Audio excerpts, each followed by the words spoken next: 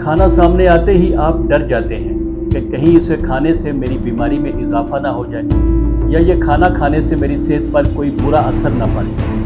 آج کی ویڈیو سے آپ کا یہ مسئلہ حل ہو جائے گا۔ ابتدا ہے اس ارحم الراحمین کے نام سے جو رحمت العالمین صلی اللہ علیہ وآلہ وسلم کا بھی خالق ہے۔ درود و سلام محمد وآل محمد علیہ السلام۔ میں ہوں سید عامر جعفری۔ آپ یقیناً مہربانی فرمائیں گے اور ویڈیو سکپ کرنے سے پہلے سبسکرائب، فالو، لائک، شیئر اور کامنٹ ضرور کریں۔ اسبغ بن نبات الدارمی مولا علی علیہ السلام کے محب اور صحابی تھے۔ وہ روایت کرتے ہیں کہ ایک بار میں مولا علی علیہ السلام کی خدمت میں حاضر ہوا تو ان کے سامنے پکا ہوا گوشت رکھا تھا۔ انہوں نے مجھ سے کہا کہ نزدیک آؤ اور اس میں سے کھاؤ۔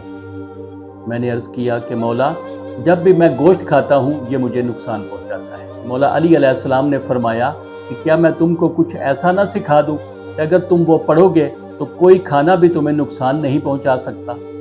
اس کے بعد مولا نے یہ دعا تعلیم فرمائی۔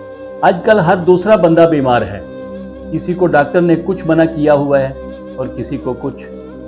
بہت اچھی بات ہے، پرہیز ضرور کرنی چاہیے، لیکن بعض مواقع ایسے آ جاتے ہیں جب ایسا کھانا کھانا پڑ جاتا ہے جس سے منع کیا گیا ہوتا ہے۔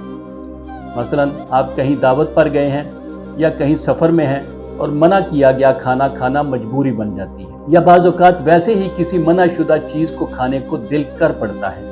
ایسی کوئی بھی صورتحال ہو تو یہ ذکر آپ کو اس کھانے کے ان برے اثرات سے بچائے گا جو آپ کی بیماری میں اضافہ کر سکتے ہیں۔ پکارا تو اس خالق کو ہی گیا ہے نا جس نے یہ بیماری پیدا کی ہے اور جس نے اس کھانے کے اچھے یا برے اثرات پیدا کیے، تو پھر کیا وجہ ہے کہ وہ بیماری پیدا کرنے والا خالق اس بیمار کو کسی کھانے کے برے اثرات سے نہ بچا پائے؟ یقین کی منزل پر آنا ہوگا۔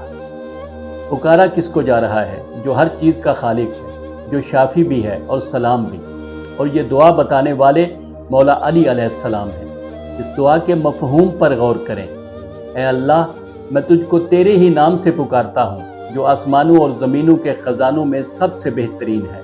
اے مہربان اور رحم کرنے والے، جس کے ہوتے ہوئے کوئی چیز ضرر اور نقصان نہیں پہنچا سکتی۔ مفہوم کو ذہن میں رکھتے ہوئے اور مکمل یقین کے ساتھ کھانے پر 3 یا 7 مرتبہ یہ دعا پڑھ کر دم کر دیں۔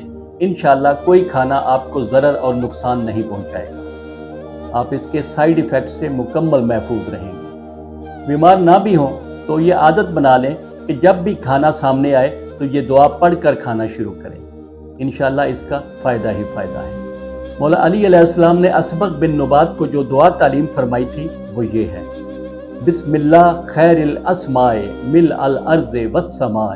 یہ پوری دعا آپ کی سکرین پر آ رہی ہے۔ اس دعا کو اچھی طرح یاد کر لیں اور کھانوں کے برے اثرات سے بے فکر ہو جائیں۔ انشاءاللہ پھر ملیں گے۔